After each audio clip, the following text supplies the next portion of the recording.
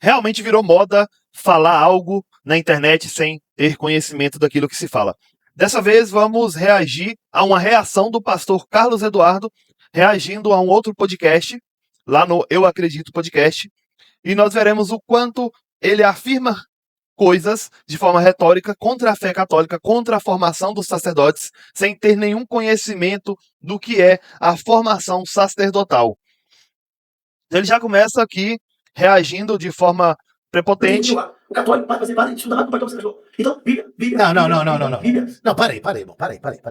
Então, para ele, que o rapaz acabou de falar, que o padre estuda mais do que um pastor, é o maior absurdo. Então, ele já pede para interromper o podcast. Vamos ver o que ele vai dizer logo em seguida. Se padre estudasse teologia, padre não era padre, era pastor. Padre estuda filosofia. É claro. Então nós vemos aqui que ele desconhece a formação sacerdotal dentro da Igreja Católica. O que eu posso afirmar é que ele simplesmente nunca estudou nada relacionado à formação sacerdotal. Então nós, que somos católicos, sabemos que a formação sacerdotal ela dura um período de 8 a 10 anos. Então nós temos o período propedêutico, preparatório para os estudos filosóficos. Então ali durante 1 ou 2 anos o seminarista vai passar no seminário estudando disciplinas preparatórias. E essas disciplinas vão ser diferentes dependendo de cada seminário, de cada contexto.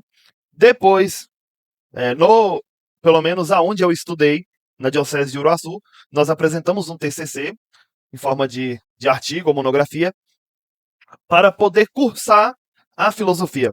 Então, depois vem os estudos filosóficos, realmente, padre estuda filosofia, que dura 3 anos, de 3 a 4 anos, onde se estuda o pensamento humano dentro da tradição filosófica, para depois se iniciar no estudo da teologia.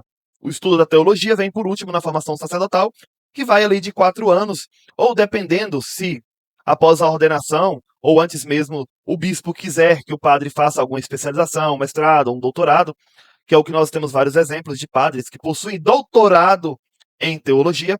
Então nós vemos que ele não conhece nada da formação sacerdotal para afirmar isso. Vamos ver o que ele continua dizendo. Que os padres sabem mais Bíblia que ele. Mas padre não estuda a Bíblia. Não, mas o padre... Então o padre sabe mais Bíblia do que o rapaz lá do outro podcast, mas padre não estuda a Bíblia, então não entendi. Padre sabe mais Bíblia que o outro rapaz que está falando, mas padre não estuda a Bíblia. Então padre não sabe Bíblia se ele não estuda. É cada incoerência. Estuda a história do cristianismo. Sabe, se padre estudasse a história do cristianismo, padre era padre, irmão. Ah, tá. Então quer dizer que os padres desconhecem a história do cristianismo. Será que esse sujeito acha que a história do cristianismo ela nasce no século XVI, com Lutero? Então deve que a mensagem de Cristo ficou adormecida durante 1500 anos, até Lutero chegar, ser iluminado pela revelação divina e iniciar ali a história do cristianismo. Então ele ignora os 1500 anos antes da história do cristianismo. Claro que os padres conhecem a história da igreja, a história da tradição da igreja. Então estudam a história do cristianismo de forma profunda. O que esse senhor, pastor Carlos Eduardo, claramente nunca deve ter estudado a história do cristianismo, ou deve ter achado um monte de achismo por aí na internet e acha que conhece alguma coisa da história do cristianismo. Pelo amor de Deus. Então o que os padres estudam? Filosofia. Acabei de falar, filosofia. Se estudasse teologia, teologia, estudo sobre Deus, não adoraria. Então, aqui, ele volta novamente a dizer que padre não estuda teologia. Theos, Deus, logos, logia, estudo. Então, se estudasse teologia, seria pastor. Engraçado que o cristianismo, o protestantismo, surgiu no século XVI e já se fazia teologia desde o primeiro século da igreja cristã. Mas onde entra o papel da filosofia aqui dentro da formação sacerdotal? Por quê? Porque o cristianismo, logo no seu início, ele se acha de frente com a tradição pagã grega, que estava toda fundamentada em 2 raízes: na mitologia grega e na filosofia, na racionalidade filosófica. Então, já no Novo Testamento, nós vemos que os apóstolos eles já empregam conceitos filosóficos dentro da fé cristã. Por exemplo, João vai dizer que no princípio era o Logos. O Logos, ou seja, ele quer dizer que no princípio era aquele que era a razão, o princípio, o verbo, a palavra, a causa de tudo. Então aquele uso logos, que para os filósofos era a razão primeira, a razão de tudo, ou seja, o sentido de toda a realidade, ele aplica para Cristo. E isso vai ser empregado depois pelos discípulos dos apóstolos, daqueles que foram os sucessores dos apóstolos. Nós temos vários exemplos, por exemplo, Justino Mártir, né, que vai dizer que o cristianismo é a verdadeira filosofia. Ou seja, os gregos buscavam na razão, na filosofia, no logos, o sentido. Então o cristianismo vem e fala, olha, vocês procuram o logos. Só que o logos, ele é uma pessoa, e é a pessoa de Jesus Cristo. Então aqui entra a filosofia já desde o princípio da fé cristã. Depois nós temos grandes outros filósofos na história da igreja. E todos eles foram teólogos, porque não se faz teologia sem filosofia. Toda teologia, assim como toda ciência, necessita de um método. Você precisa de um método para se fazer aquilo. E o método pelo qual a teologia, pelo qual se faz teologia, é por meio de métodos filosóficos. Então, até mesmo Lutero, quando ele elabora as suas teses, ele está baseando todas as suas teses numa filosofia chamada filosofia nominalista, de Guilherme de Ockham. Então, toda teologia precisa ter como base uma filosofia, e isso se fez desde o início da igreja. Os grandes teólogos, os grandes comentadores da história da igreja, da história do cristianismo, né, foram padres. E foram padres que foram filósofos e foram teólogos. A teologia e a fé e a filosofia e a teologia, ou seja, a fé e a razão, sempre andaram lado a lado desde o princípio do cristianismo. Nós temos exemplos de grandes padres que foram grandes comentadores bíblicos, grandes exegetas e que foram grandes teólogos e grandes filósofos. Nós temos Orígenes, né, que fez comentários enormes, extensos sobre o Gênesis, sobre os Salmos, sobre São João, São Mateus, Romanos, Santo Atanásio de Alexandria, que comentou as cartas bíblicas e também os Salmos. São Basílio Magno, que tem várias homilias sobre os dias da criação, comentários morais e doutrinais dos Salmos. Temos São João Crisóstomo. O pastor Carlos Eduardo claramente desconhece São João Crisóstomo, que foi um padre católico lá do final do século IV, né? Morreu ali em 407, no início do século V, e foi um dos maiores comentadores bíblicos da história. Ele comentou Gênesis, os Salmos, Isaías, Mateus, João, Atos e todas as cartas de Paulo. Nós temos, pela editora Paulus, os comentários de São João Crisóstomo, as cartas paulinas, que são 3 tomos enormes. Então esse sujeito totalmente desconhece isso. E, sem falar, em Santo Agostinho, que é o maior dentro da teologia católica do primeiro milênio e também, né, muito idolatrado por muitos protestantes que o distorcem. Então Santo Agostinho também foi um grande comentador e Santo Agostinho moldou a interpretação bíblica do Ocidente. A forma como nós interpretamos as Sagradas Escrituras hoje, baseadas ali nos 3 métodos, veio de Santo Agostinho. Então, na Idade Média, a gente teve São Beda, teve o São Anselmo de Cantuária, Hugo e Ricardo de São Vitor. Na Escolástica, nós tivemos Santo Tomás de Aquino, que, além de ser o maior filósofo da Escolástica, também foi o maior teólogo da Escolástica e o maior teólogo católico que existiu. Ele comentou, por exemplo, agora nós tivemos o lançamento do seu comentário ao livro de Jó, que é belíssimo. Um comentário de 900 páginas, em que Santo Tomás vai a fundo nas escrituras dentro do livro de Jó para nos ensinar versículo por versículo. Comentou os Salmos, Isaías, Jeremias, né, as Lamentações, comentou o Evangelho de Mateus, o Evangelho de João, comentou as cartas de São Paulo e fez aquilo que praticamente moldou a exegese bíblica futura, que é a coleção que ele compilou da Catena Áurea, que é o comentário dos padres da igreja. Santo Tomás pega tudo o que disseram sobre os 4 evangelhos, isso lá no século XIII, sem uso da inteligência artificial, sem uso do Google, sem uso da internet, ele pegou tudo o que foi dito sobre os 4 evangelhos, versículo por versículo, no primeiro milênio do cristianismo, e compilou em uma única obra chamada Catena Áurea, Comentário dos Padres da Igreja aos 4 evangelhos, coisa que o pastor Carlos Eduardo deve, né, nem ter nem noção que exista. Temos São Boaventura, temos na era moderna Cornélio, a Lapide, que é um dos maiores comentadores católicos, né, comentou a Bíblia inteira, que esses comentários foram usados por séculos em seminários. E não podemos deixar de falar de São Gregório Magno, Papa, que também foi um grande comentador das Escrituras. Então, ele é considerado um dos 4 grandes doutores da Igreja Latina. Temos também outro Papa, também Inocêncio III, né, que as suas homilias, seus sermões são recheados de interpretação bíblica. E Renascimento e pós-reformas, temos Bento XIV, Leão XIII, né, que não escreveu comentários bíblicos, mas que incentivou dentro da igreja o estudo da exegese bíblica, o estudo sério das línguas bíblicas do Antigo e do Novo Testamento. São João Paulo II, que baseou-se no livro do Gênesis para construir a sua teologia do corpo, não é filosofia do corpo, é teologia do corpo.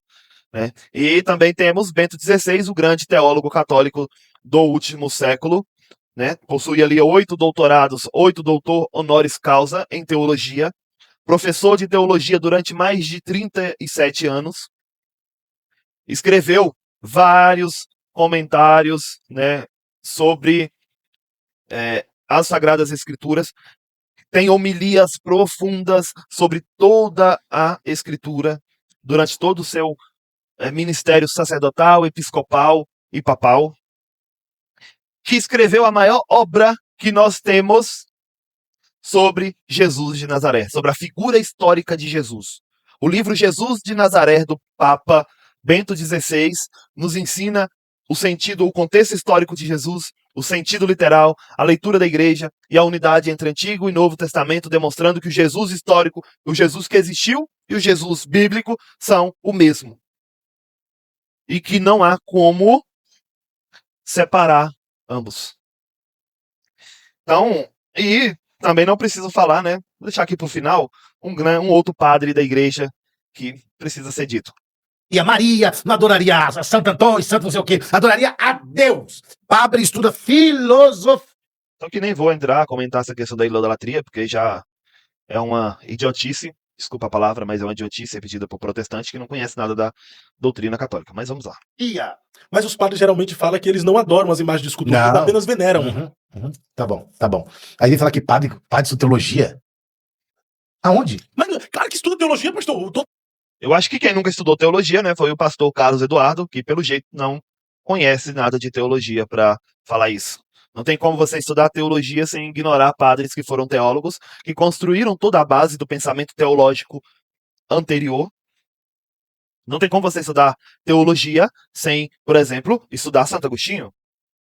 Não tem como você estudar teologia sem estudar Santo Tomás de Aquino.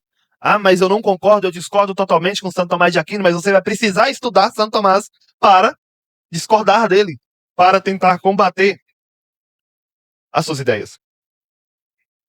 Lutero foi teólogo, doutor em escrituras e era um padre católico, apesar de ter se revoltado contra a igreja. Então, claramente, o pastor Carlos Eduardo não conhece nada de teologia católica e nem de teologia. O padre estuda teologia. Tá bom. Não estuda, não? Não, você tá falando, você já foi padre, né? Tá bom. Não, o que eu sei, os padres... Ele não foi, mas eu fui seminarista, sou católico e conheço bem a doutrina da minha igreja, conheço bem a formação sacerdotal e posso afirmar que o senhor não sabe nada sobre catolicismo. Padres geralmente estudam teologia. Você acha possível alguém estudar sobre Deus e não se converter a Deus? Você acha possível alguém... Então, ele está dizendo aqui que é impossível alguém estudar teologia e não se converter. A teologia por si só, ela não converte sem um encontro pessoal com a pessoa de Cristo. Sem aquilo que Ratzinger, Papa Bento XVI, foi um padre católico, papa, né, escreveu no seu livro Natureza e Missão da Teologia, porque ele foi padre e foi teólogo, que para se fazer teologia é necessário um novo sujeito como pressuposto para a teologia. Ou seja, a teologia e a vida espiritual devem estar totalmente ligadas. Então, para que se possa fazer teologia de forma plena, precisa-se de um encontro pessoal com Cristo, de um encontro pessoal com Deus, coisa que você pode fazer teologia a vida toda e não ter. Não é a teologia que vai te dar isso. Claro que muitas conversões se dá por meio da teologia, mas sem esse encontro pessoal com a pessoa de Cristo, daquele de quem se fala a teologia, não há conversão. Porque nós temos professores de Bíblia, professores de teologia que são ateus.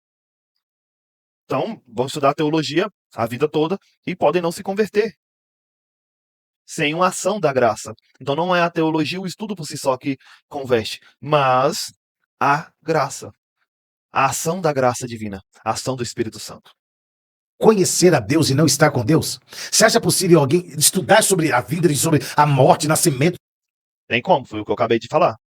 Vai ter pessoas aí que conhecem totalmente a história do cristianismo, conhecem bem a teologia católica, protestante, teologia das outras religiões, e simplesmente é ateu.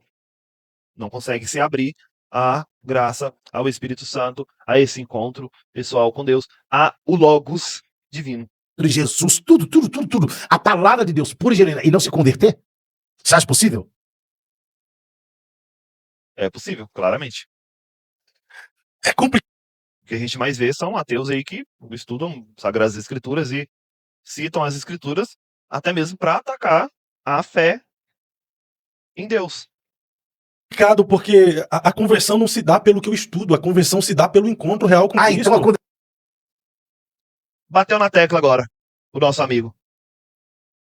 Conversão não se dá somente pelo estudo, senhor pastor Carlos Eduardo. Lamento dizer isso, mas não se dá somente com o estudo. a conversão do eunuco da rainha de Candace não vale. Por que ele se converteu? Para que um homem mais estudioso Responde a pergunta. Para que um homem mais estudioso do que Paulo? Pergunta, por que ele E ele só se converteu com o encontro com Jesus? Tá, mas por que ele se converteu? Então, aqui pra gente encerrar, Paulo foi um grande conhecedor das Escrituras, um grande conhecedor das línguas bíblicas.